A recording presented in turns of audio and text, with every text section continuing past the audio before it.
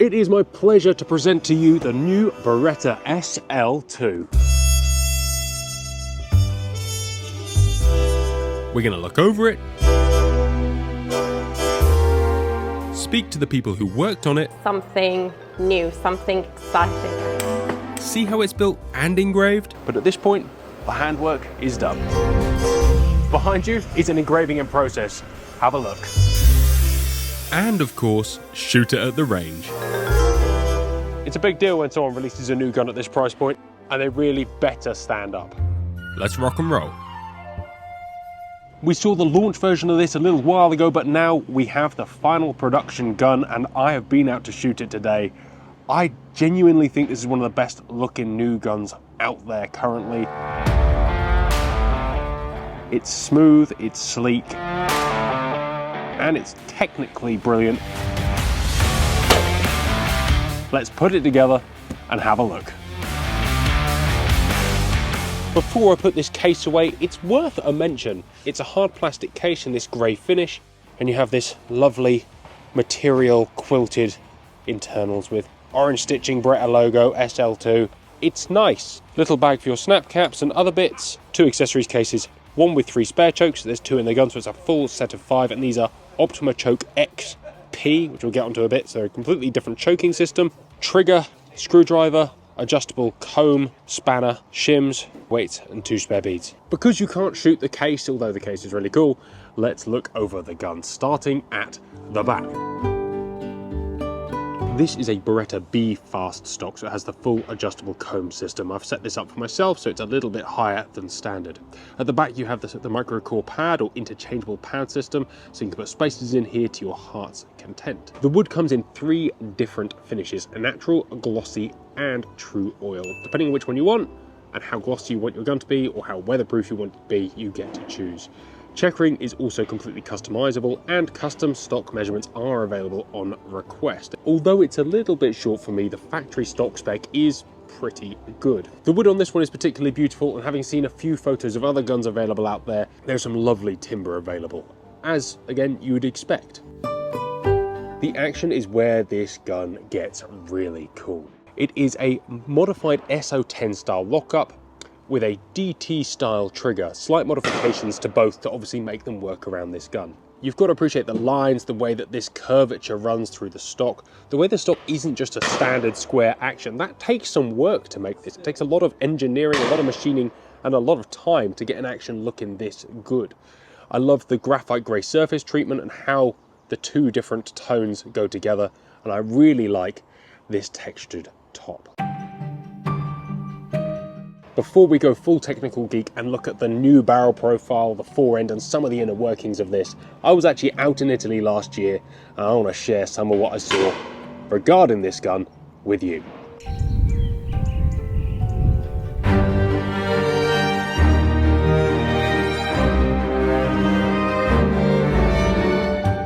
Why does it exist? What was the thought behind creating it? The SL2 was born with our pro shooters. Our pro shooter desires something that is even more the extension of their own arms.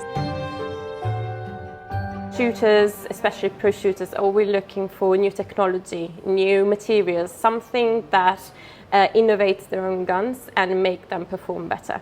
So that's why our pro shooters came to us and say, we need something new, something exciting, something that few people have and everybody will want. This is the enhancement of every gun in competition field that we have ever made. So what they told us was enhancement of the field of view, enhancement of the recoil control that you need to have, and better drivability of the gun.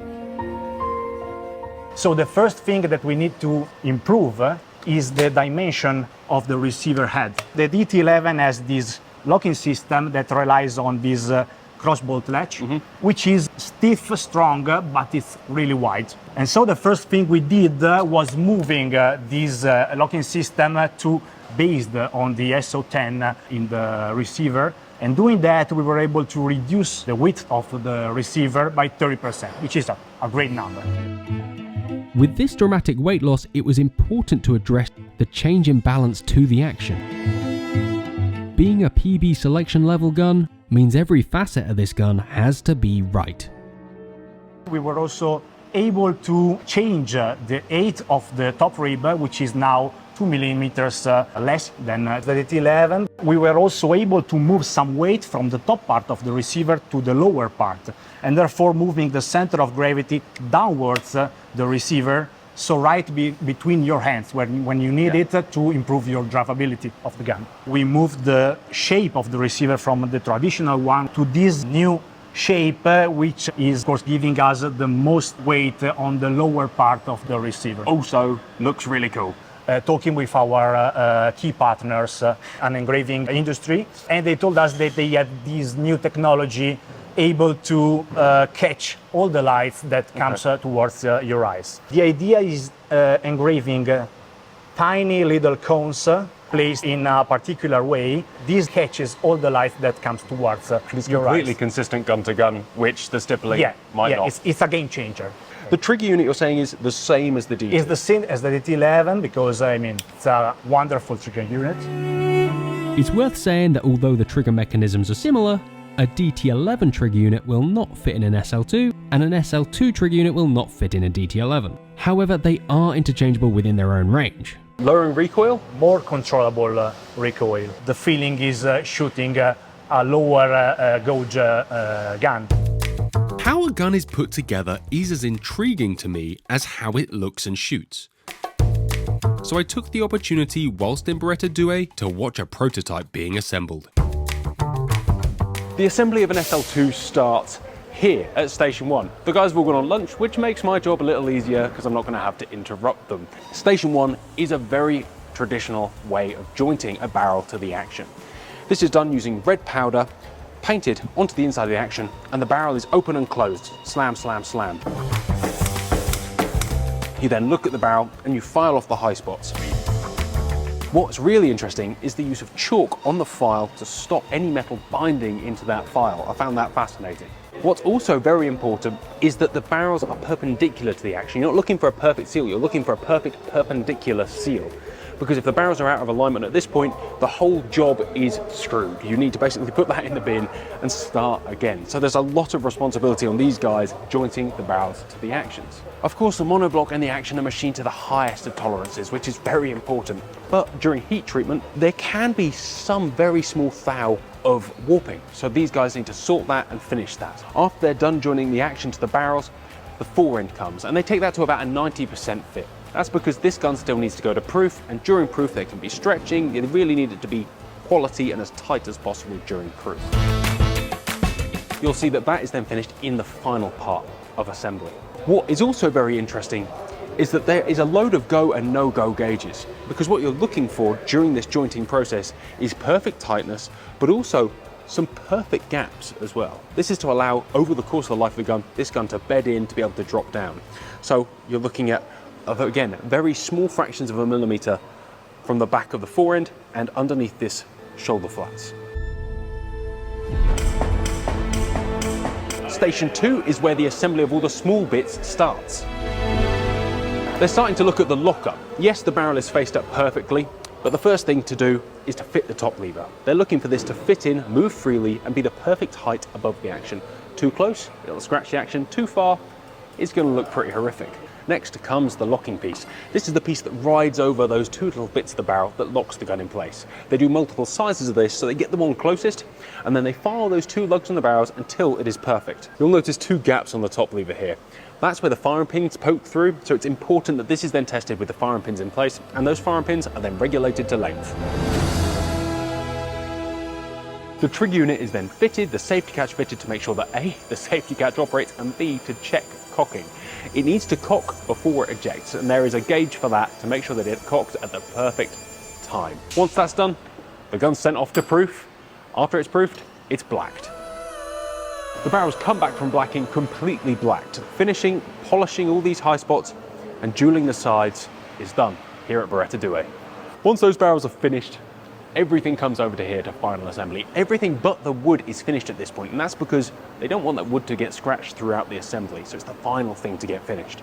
At this stage, ejection timing is finally sorted and regulated, and that fore end is fully fitted. That's all done by hand to achieve the perfect tightness on opening and closing, and these guys are trained to know what to look for. There is a final quality control check, but at this point, the handwork is done. SL2s are going to come with a fully custom stock, so you have them made to your measurements, your grip size, literally whatever you want. They're all coming with a grade 4 piece of wood that's going to be finished by the guys in the back here, so a true hand-oiled finish. The stocks are machined to the headwork, and then the rest is just a blank. So the weld is pretty much your oyster in terms of what you can do with it. They're all carved, shaped, and filed to size by these very talented craftsmen, and then checkered over there. I then got the chance to go into the mountains north of the factory to Beretta's engraving partner, ML Laser. Marta, this place is amazing. How long has Beretta worked with ML Engraving? Beretta's been working with ML Engraving for 12 years, more or less now. So these guys do everything from the Silver Pigeon all the way up to the SL2. Exactly. A little bit like welding, they say don't look into the light, but behind you is an engraving in process. Once they put the action in there, it's in there for 5 hours until it comes out complete. Or at least that is for a 486. Have a look. This is one of the machines that engraves silver pigeons. It's not a 5-axis machine, it's a robotic arm machine because it's a much less complex engraving pattern. If you own a silver pigeon, it may well have been engraved in here, or one of the other machines, but maybe this one. Coming here has been a really special experience. You know, I love hand engraving, but laser engraving allows much more beautiful designs on much more reasonably priced guns. It's really interesting to see how the master engravers and the design team, the vectoring team upstairs, work together. The master engraver will send them a sketch. They will then turn it into a vectorized image, something they can actually put into the metal with these machines. After that, it's sent back and there's a bit of back and forth, perfecting and finalizing a design that a master engraver is happy with. From there, suddenly, it turns into a production gun. And I know that perhaps it's not quite as special, but it's still very special. So there you have it, a little bit more detail on how this gun came to be. I love this engraving on the top. I know that it just looks like texture, but having seen the detail that goes into how it's made and then actually seeing how it refracts light or brings the light, soaks the light up out on this course was awesome. This is the Trident top lever. They're also doing a solid one and a completely hollow one. I really like the Trident, it's a nice touch, goes with the sort of aggressive, modern lines of the gun. The safety catch, it's a standard looking safety catch with selector on the top. It's actually nicely regulated. It would be nice to have the fixed one, but you can get that if you buy the trap gun. To remove the trigger is the same process as on the classic DT system. Forward, forward again, top lever open, and that falls out. And as you can see, it is a V-spring powered trigger unit with a slightly modified hammer to some of the other guns we've seen from Beretta over the years with detachable triggers.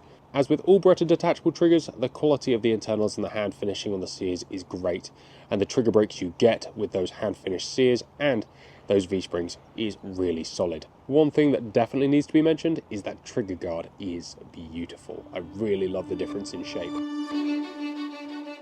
This gun is filled with great touches that I really do appreciate. The shape of the trigger guard, the glossy finish on the trigger guard, and the graphite grey trigger. I want pretty things, and I want modern things. I want guns to be more modern, and this is a great modern looking over and under. Generally speaking, you've got to go to a semi-automatic if you want something a bit more modern. This gives me that flavour that we are a modern community shooting modern sporting clays, and that's exactly what it should be. Clay shooting has stepped so far away from its roots potentially of sporting hunting guns. It's nice to see a gun that just makes a gun that looks like it deserves to be in a sport, a professional sport. I love it. Metal to metal fit with this 4-end iron is fantastic, and the 4-end is detached by this lever in the bottom here. That just pops off so. The 4-end is hand checkered and it is extremely long. It's also a slightly unconventional shape, and that is kind of good because when you hold a gun, or when I hold a gun, when most people hold a gun, the more modern thing is to put your front finger forward or to extend that hand a little further, and usually I burn the tip of my finger when I'm shooting. This gun, with my hand fully outstretched, is still on wood, and that is real nice. The whole gun is low profile 4-end, semi-beaver tail, slightly wider. It feels good. But again, these guys aren't novices at making high-end competition, world championship winning guns, so it shouldn't be a surprise that they've brought in some pretty good features for this. As I said right at the beginning, the lockup is modified from an SO10, a Boss-style lockup. So you have these two protruding lugs at the back that is held over with a very large, low locking lug.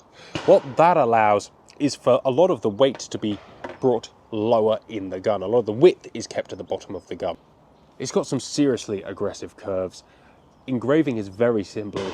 SL2 on the side, SL2 at the bottom with the Beretta Trident, made in Italy. That's it. It's minimalistic. It kind of speaks with its lines rather than its engraving, and that is awesome. The gun swings around two hinges here, very similar to other Berettas, nice and low in the action. And it has two large carved ports in the back of the bottom of the action there to take these two large lumps on the monoblock to give extra locking surface, extra strength, and hopefully a load of extra longevity, seeing as this is a competition gun and ergo will have lots of shots put through it. This particular gun is a 32-inch barrel and features the new Stellium Pro X barrel profile. There was a point not that long ago that I would have skimmed over that as just some marketing stuff. Having been out there and been subjected to the tests and really seen what this is all about and seen the money that's put into developing this, it's worth a chat. Stellium Pro X is the next level up barrel profile over the Stellium Pro that's been in the DT11 for all these years. It's a different internal taper to the Stellium range, and if you go on the Beretta website, you'll be able to see some of the statistics that these guys are saying come from this barrel. You're looking at reduced peak recoil, and you're looking at improved ballistics at the end, at your point of termination, meaning the clay target or the bird. That's good. More energy downrange is good. Less recoil is good. What's interesting is that it's actually done on an 18.4 bore. 18.4 is relatively tight. That's the trap end of bore diameter. It was always 18.6, but what they've discovered is using a different taper to get it down to a tighter point and then putting in these new Optima Choke XP 90mm chokes is actually an improvement over the standard Stellium Pro. It's cool, right? And until I go out and see some of the science, it's hard to say, but the charts they've put out really do dictate that this is better than the Pro, and looking at, again, their charts puts it well above their competitors in terms of barrel performance and optimizing every piece of power in your cartridge whilst reducing any other pain that comes through to you. This is the Optima Choke XP. From the data Beretta have produced, they're saying that we're seeing increased patterns and performance, but more so increased patterns and performance with steel shot, which is something that we should all be aware of. Well, it's interesting, if you put this next to a mobile choke, it's very, very short. A mobile choke would be about that long, the original Beretta interchangeable choke. This is a monstrously long choke. But if it gets you better patterns, a better performance, there's no downsides to having a longer choke, right? Other than that's a lot of tooling. It's got a new texture on the end as well, which really won't affect anybody's opinion of this, but it looks like little diamonds and it catches the light beautifully. And that attention to detail, as we've already said, is part of why you invest in a gun of this price point. The gun comes with different weights to put in the back, so you can kind of set it up to your preferences. Everybody will like something slightly different. I have put a good number of them in there to get it where I want it, which is just over the hinge. Absolutely nothing wrong with that. All right, I am psyched to go and shoot this. Let's rock and roll. I've just shot 75 shells through this gun just to get a bit of a feel for it before we were filming, and I can honestly say I love it. We're about to shoot a few more. Out of the first 50, I think I dropped one, and that just was a second barrel kill. This gun is remarkably intuitive for a big heavy gun, and again, a lot of that is just down to the general spec of it. The Stellium Pro X barrels are a technical advancement, and I used to be a massive skeptic on that until I actually went and was subjected to the testing these guns go through. It feels good. Let's shoot some clays. Textbook targets, one at 30 yards, one at 40 yards, and they're just turning inside out. It feels like you've got super control, but it's hard to explain to people that it's also super forgiving. But these guns with this low center of gravity and this big mid-weight, that's exactly it. You have a high overall weight, but the weight is put in the middle. Whereas some other heavy guns put it in the extremes, and that can really just tucker you out. And I'm not saying I'm not a little tired after shooting 75 shells in about 25 minutes, but that's a personal fitness thing. Well, this Seabird is, it's just a Seabird. It is the one I've been struggling with big time. Well, D-Bird. Well, bosh. I appreciate some of you will question this, but it has been a little while since I've picked up a gun that was this natural to shoot. And we've been into why that might be, right? There's a lot of technology gone into this. It isn't just slapped together, and neither is it a reasonably cheap gun. This is a investment scale gun. Well, all right, I've got 2 shells left before we move on. What I really want to do now we've had a good play on some sport trap and we've shot a few different layouts, I want to go shoot some sporting stands. I am more of a sporting shooter than anything else, and being able to transition between pairs is quite important. So we're going to just go and test it out some more. That's obviously a terrible excuse for I want to shoot this gun till I've run out of ammo, because I do want to shoot this gun till I've run out of ammo. It is cool.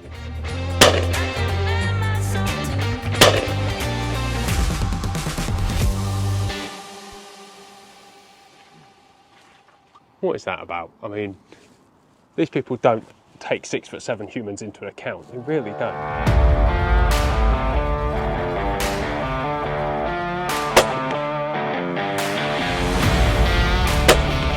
Found him in the end, found some nice repeatability in the end. Took me perhaps a couple too many shots to figure out a technique on those, but that's a pair that you don't see too often. Gun handled it well, and by the time I found the rhythm, you can just snap it out of the air like it's nothing, or you could precision it later on. The versatility of movement with this gun is, as you'd expect, solid. This is the 32-inch gun, as I've said. They make 31 and 30-inch models in the sporting and slightly different barrel lengths in the trap and the skeet. I mean, I don't know many people who'd go down to the 30 for a sporting gun, but the 32 is good. I'd be really tempted to try 31, just to be alternate. This is Harry. Harry is usually easier, as dictated by the easy-looking clays on the side. Turns out Harry was actually closed. We're going to shoot this stand here. Nice little rolling looper and a going away target. Big barrier in front of you to keep your shot angle high. Not a lot of time. Going to take some reactive shooting.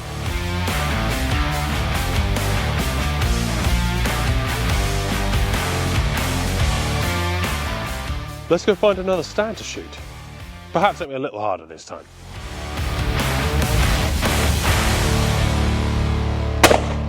This is a great representative sporting stand to finish. Little crosser, 25 yards edge on, small window to shoot it, and a nice chandelle, but a lot of gun movement on the first, then slow it right down into the second. Shot my first 2 pairs, hit both. I'd say that was a great success. And again, you're gonna see more like this than you are like either of the other 2 that we saw.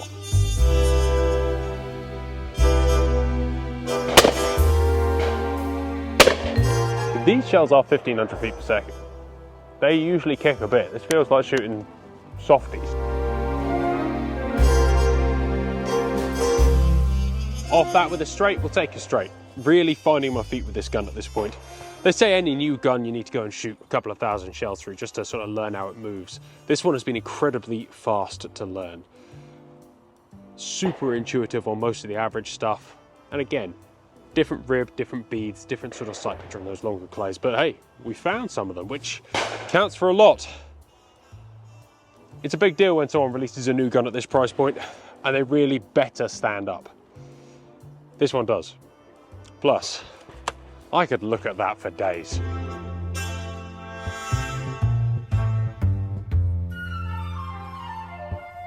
I appreciate that I am part of the Beretta family, and so many of you may call into question that authenticity, but I can assure you, I've had a bunch of people today walking past, having a look, a lot of them from the trade, from competitors, and every single one has said, that is a cool looking gun with some amazing features. It is a good thing. and it is a hell of a good thing. From being smooth shooting, nice to shoot, handles well, to the custom stock, to the grade of the wood, to just the little details, the way it looks up, the way that engraving is done to soak up the light, but it's done just to the next level. I love the way it gradients out from the thick cones at the front to the sparser ones at the back. I love the long forend. For me, that's the biggest sell. I'm a big guy. And honestly, new barrel tech, like I said, once upon a time I would have just shrugged it off. That's cool. That is progress. We love progress. Guys, I'd love to know your thoughts. Bang them down in the comments below. Is this too modern for you? Is it too cool for you? I appreciate that there may be an army of people who want a shiny engraved gun. I don't think this gun needs engraving. This gun really does talk for itself. Take care, guys. We'll see you next time. Thank you for watching, guys. This channel is made possible by our amazing sponsors. You can find out more about them in the description down below. And if you want to support the channel, you can join as a member. You get loads of extra content, well, some extra content, and occasionally we hook up and go clay shooting together as a membership group. If you don't feel like joining today, we really appreciate you watching and subscribing. Have a wonderful day.